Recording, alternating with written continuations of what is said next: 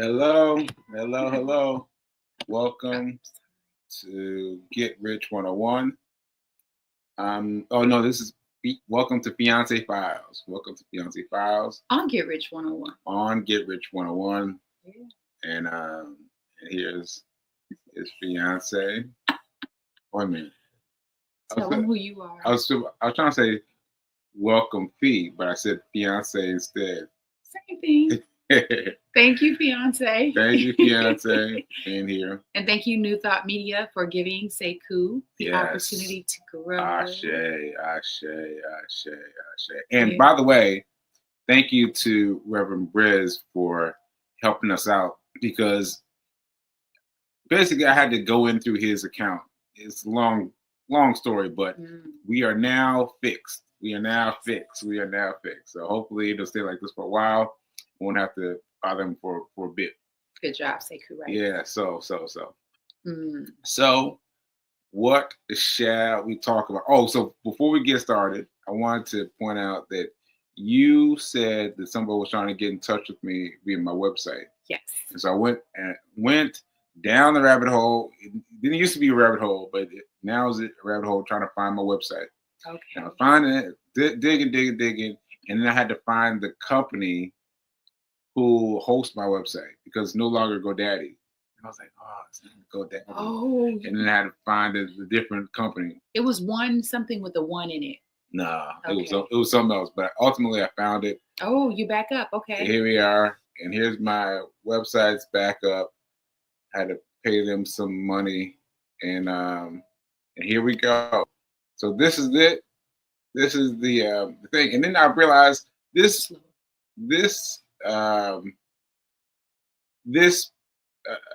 website is so old, right? Like I've got book Sekou on here, and I've got old stuff. That's not old. Yeah, it's old. Babe, this is not old. This isn't. That's new. It's old. Well, I feel that way about my old things I've done. This is a new photo. And this is new contact information. Yeah, but it should be the one that you just saw on the homepage. You know. Well, anyway. Oh, don't get sassy. Don't get sassy with me, sir. And then there was me speaking opening for Les Brown, but this was well before I had a stroke. Right. And then the shop, I've got mainly like I only got one book up here. Hack Your Pay Now. Hack Your Pay Now. Hack Your Pay Now. I don't have any of the books, so I gotta get working on it. Yes. I gotta get and working. my website as well, because you're my webmaster. Oh yeah. I gotta get back to practice. Yes, and this will be good practice. I would love to keep you busy with that kind of stuff. Yeah. Your website just needs to be updated. That's all. Yeah. Yeah. Okay. So I want to add Scott share this tab instead, and let me see. And I want to put this guy in. Who's this guy? This is Mark Tilbury. I gotta get it on the right. Here we go. Can you please give me one of your houses? Right? Here's his response. Dad, if you're really a millionaire, can you give me one of your houses? No, I'll never just give you anything. Seriously? So what are you going to do with your houses then? I'm putting them in a trust. And why would you do that? Because if I name you as a beneficiary, you'll pay less inheritance tax, which keeps more wealth in the family. All right, so I'm going to play it one more time because it was a little choppy. There we go. Dad, if you're really a millionaire, can you give me one of your houses? No, I'll never just give you anything. Seriously? So what are you going to do with your houses then? I'm putting them in a trust. And why would you do that? Because if I name you as a beneficiary, you'll pay less inheritance tax, which keeps more wealth in the family. Okay, so that's what we got. And I wanted to point this out because I said that that Reverend Mel and I were the first people to talk about this. Right. So we talked about this extensively yesterday. Yes. But then I realized that no, I've actually sent something like this to Corby and Rush. And they also expressed knowingness about putting stuff in a trust. And I said, what? What are you talking about? And so your friends they're not bringing you into the flow. no, you got to talk to everybody about everything. That's the lesson. You need to talk to everybody about everything. And so I just wanted to show you guys that this is an interesting thing. So I wanted us to talk about it. Okay. And yeah, and let's talk about it. So did you know that you're supposed to put in a trust? So Hey, fiance. Hey, Rev Melissa. Sorry. Hey. The question you're asking me, Fee, did I know that when you are a homeowner, you put your home in a trust versus leaving your home to your people? Yes, exactly. Like in your will. Exactly. No, and it's because I've never been a homeowner. So I think I can't speak for anyone else, but I've never owned a home, and I never thought that a trust was for me or something that I just didn't speak that language because no one ever left me a trust except for SAG. Screen actor. that was a nice one. It's nice to have a trust through Screen Actors Guild. But I think sometimes it's the language. It's the language that can intimidate us because if you don't have the thing that they're talking about, you feel like it doesn't apply to you versus me thinking, okay, well, one day when I am a homeowner, then who am I going to leave my home to when I transition? And so the other thing is I hadn't thought about owning a home until relocating to the East Coast. And because I don't have children either, and my niece was just a baby, it's just, I think conversations don't occur until life presents itself to you in a certain way where you're like, oh, now that I own a business, a brick and mortar, a home, I need to start thinking about things in a different way. I need to start soliciting, an attorney. So no. So let me tell you, that had nothing to do with it. From my perspective, I have owned the condo in Brooklyn, and then I owned a apartment complex in Nashville. A whole complex? Yeah, the whole complex. Oh, I picked the right one. but I didn't know what to do with it, and I never had any conversations about what to do with it. Like I never had any conversations about a trust. All that time of ownership, I never had anything about a trust, and so that just goes to show you have to keep asking. You have to keep asking, and therefore get to the right route. Because I think also, I didn't mean to cut you off, but I did, right? Yeah. I think also when the student is ready, the teacher will appear. And so you weren't ready also, which is why you weren't asking the questions. Maybe. I think. Maybe. And here's what I think, because maybe this is a question that you want to present to your parents who are homeowners, who have multiple homes, who are planning, I'm sure, to leave their homes to you. So instead of doing it the traditional way, which is the way that most of us, I don't know if I can actually say most of us, is the way that I believed it happened, is that you left your home to someone in your will. But what this man is saying, no, I name you, my son, as the beneficiary. Yeah. of my home so that you pay less taxes. Because it's, you and Rev Melissa spoke about this yesterday. Yeah. It's all about creating ways to pay less tax on monies, property, Yeah. whether it's a car, a business, et cetera, et cetera. So yeah, sometimes I feel like I'm behind the curve on so many things. You know, you just feel the same way I feel, because imagine me having been in the real estate game and having not had this conversation. And so this like this interesting thing about asking for more information and being hungry, as Les Brown says, be hungry. Gotta be hungry for your next item of knowledge. And curious. I think also to remain curious. Yeah. Curious. Curious. Yeah. So what else was I gonna say? I just was thinking about something. What'd you say? What'd you say just now? About being curious? No. Or shoot. We were talking about beneficiary.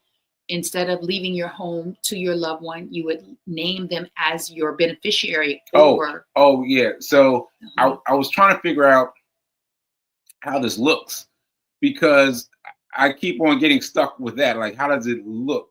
So suppose I perish and there's, I mean, Mel added some, but I guess I'm gonna have some lawyer or executor of over your estate. Yeah, so it has to be some kind of estate lawyer that has this process, so that if I pass away, there's still someone in their circle that can reach out to the people who's supposed to be reached out to, and then and inform them. And I was just trying to think of, like, what does that even look like, you know? So because I do have some knowledge of that, dealing with my cousin's death.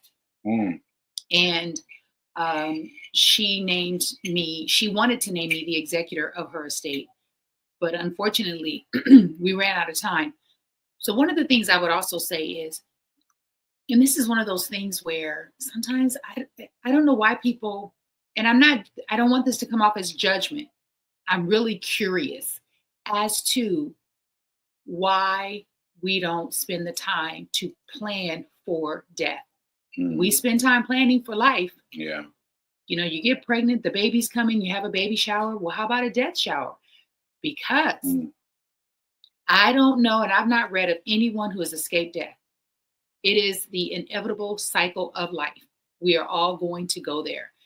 And so you will be the person to name your executor, Sekou, of your estate. You would be the person to name your executor of your estate. Okay. I was just thinking about Weezy. Did she have something like this? Did she have my cousin Rosetta or Louise? Louise, your best friend who passed away. Oh gosh. I mean, no, I have no idea, because we didn't have those conversations, because we weren't mature enough. And because she's a best friend and she had a mom and a sister, that's the conversation that they would have had together. So I have no idea. Okay. So just to inform you guys, B's best friend, Louise, passed away from something. Cancer. From cancer, My best friend for life. Yeah. Ashe. All right. So I guess I'm really trying to talk about this for a third time, because I want to get it in me. Because I realized after I talked to Rev Mel that I'd already sent it to Rush and Corby. Okay. And I'd already got it up in here, but I didn't get it locked in. So this time I'm trying to get it locked in. And I think it requires several conversations. However, I really think the person to speak with, there are two. There are many, but two that I know that you have access to right now today, which is Darvell Williams, my insurance agent. He can help you understand it, overstand it. He can help you set it up. Also a financial person outside of our financial advisor, who is Chris Bygrave. So we met a lady last Saturday. Sekou and I went to Berkeley College Oh, for yeah. Oh, yeah. for a vision board workshop, which was. And wait, oh, sorry. And shout out to me because I'm serious. Shout out to me because I stepped into it. Because I could have said, no. I don't want to speak. I'm just here to participate. I just want to watch. All those excuses jumped into my head. I couldn't tell. But I didn't. I said, yes, I will speak. And right then, and so I give myself that decision point was either or, Yes. and I felt like I wanted to go back. Like, oh no, just do you. But I stepped up anyway. Well, let me break this down for you, because I was sharing with this group of women that I work with on Wednesdays in Brooklyn. The lady asked me how my weekend was and my week, and I said, and then I remembered. I was like, oh, it was amazing. Sekou and I attended this vision board workshop at Berkeley College. As soon as we walked in, the woman, we didn't know she was a facilitator. She gravitated towards Sekou. You could tell she recognized him. She came over and she hugged him and she said, I'm so inspired by your story. I was like, wow. I've been following you on social media. And then she said, she didn't say, will you? She said, I want you to speak today. I want you to share your story. I shared with one of the ladies, I said, and you know what? I said, Sekou was a speaker before his stroke. After his stroke, he's been speaking. He's had about 7 speaking gigs. I said, this was the first time where I said he was so fluid. He was in the flow. I said, and you know what? He could have easily said, I'm not prepared. Yeah. And I have a saying, which is proper preparation prevents poor performance. Proper preparation prevents poor performance. And so if you stay prepared, then you're always willing and ready to step into whatever opportunity is presented to you. And you did that. And she said, did he use notes? She asked me that. I said, he didn't use his cell phone. He didn't use paper or script. He didn't pull anything up. No. Because you lived this. This is your story. Yeah.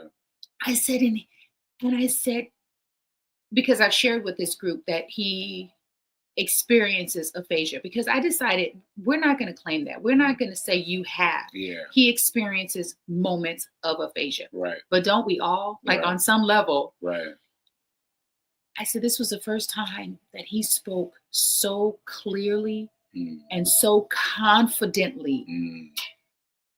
And his voice sounded like the old Sekou, and his pace was on point. And the way that he was sitting on that stool was so sexy to me. I was like, it's a funny thing because she commented on the way I was standing, but me, as I was walking up to the stage, I already saw that bar stool and how I was going to lean off to the right because my right side hurts me, and so I was like I'm going to lean off on the right hand side so I can be in comfort, and that's what it was. And it didn't occur to me. Fee keeps talking about this, but I didn't tell the audience that's why I'm standing this way. Like I thought about me keeping myself comfortable, but I didn't think about bringing the audience in with me. And I don't even think you needed to, because you looked so comfortable and it looked natural. It didn't look like. But one of the things that I shared with Sekou is to let people know, if you're going to share your story, let people know that this is what I'm experiencing. Because oftentimes we'll make excuses as to why we can't or don't want to do a thing. Oh, because I have this condition, I have this ailment, I have this impediment. But you can still do it. You can still do it with the condition, with the impediment, with the pain. It's a choice. And he chooses to continue to do it and to continue to show up even though he's in pain. And when you look at him, no one can tell he's in pain. When people hear you, they can't tell that this man has gone through hell. And so sometimes, because you're on the other side of it, you get to take them on the journey. You get to share a little more of what the pain is because of the stroke, the right side. And it was just beautiful. And so many people appreciated his share. There's another opportunity for him to speak this in February. Yeah, that came out about from this speaking engagement. Yeah. So I think Sekou, someone like the woman we met, that was my point. We met a woman, she was on a panel with other people. And let me tell you, when she spoke, people started listening. Like we started putting our glue guns down and we were listening because she shared the importance of buying and believing that you can buy where you are. And she spoke Sekou's language, which is there are 3 things you want to do with your money. One was an emergency fund. So she's someone, Sekou, and she also spoke about executorship because her mom passed and her mom bought a house for $300. Into $3,000. I'm sorry. But still, and this is Nelson wanting to be on the show with us. Right. He's like, let me get up in here. Say hi. Hey, Nelson. Say hi, sweet boy. You just yes. Yes. So someone like her can also guide you into getting an executor. Oh yeah. Yeah. And life insurance. So my plan is to have her on this show. Yes. Yeah. So Fee King is working on that and getting her on the show because I got so many questions. So do I. And she was the first woman in her family, I think, who stepped on the other side of the keeping it wealthy lifestyle. Oh, I like that. Keeping it wealthy lifestyle. Keeping it wealthy lifestyle. KIWL. We keeping it wealthy. Meanwhile, I was struggling for something to say, but I'm glad it worked out. Hashtag. All right. Gotta remember that. Keeping it wealthy lifestyle. Keeping it wealthy lifestyle. Okay. And I'm gonna compose a song. We just keeping it wealthy lifestyle. We just keeping it wealthy lifestyle. Anyway. So I don't know. That's kind of what I wanted to talk about. My that and that. Well, I want to share something interesting that came up, and it's over there. Someone asked me. I get asked this question a lot, which is, how did you know Sekou was the one? Well, I'm just laughing at all the interims we've gone through, all the different things we've gone through over the years. Like, oh my goodness. My first response is I didn't. Yeah. Like, neither one of us. Yeah. No, you knew I was the one. You're gonna put me on Front Street. It's because you knew. Like, come on, the streets were talking. They were telling me things. So I didn't know for a long time. Because Sekou and I met 21 years ago at a film festival. We were friends. African American Film Festival. Yes, we liked one another. As friends, he would come to LA, hang out with Corby, and invite me. And that's how I met Corby. And I became really good friends with Corby. Yeah. Like really good friends. And I brought Louise, who was my best friend, still my best friend at the time, and she and Corby became really good friends. So it was like this family of friends. And I realized Sekou has been around for most of my major life occurrences. Even if he didn't know exactly what was going on, he'd reach out, I'd reach out. And it wasn't until COVID, WhatsApp group, we joined a gratitude WhatsApp group, me, Corby, and Sekou. And that was the first time I thought, I didn't know any of these things about Sekou.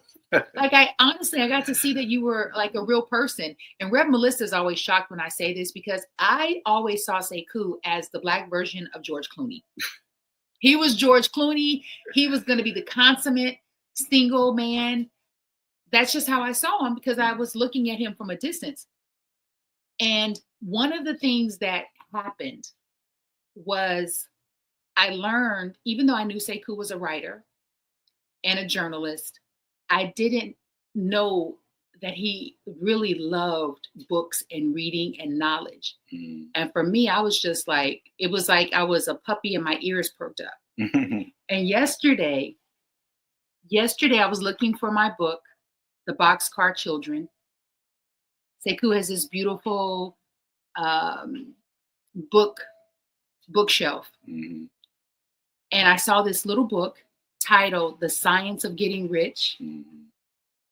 I pulled it out, and I have a book titled The Science of Getting Rich. Mm-hmm. Sekou has a podcast based on mm-hmm. The Science of Getting Rich. Mm-hmm. And I put the books up side by side. I said, this is how you know that I'm your plus one and you're my plus one. I said, because we have the same books in different formats. Mm-hmm. And we've been on the same journey in different ways. And because of being on the same journey in different ways is how we were able to come together. Mm. And there were other things, but for me, it was mainly that he was hungry for knowledge. And I love that Sekou is a sharer and a connector. Mm. He loves to share, and he loves to connect with people and connect people to one another.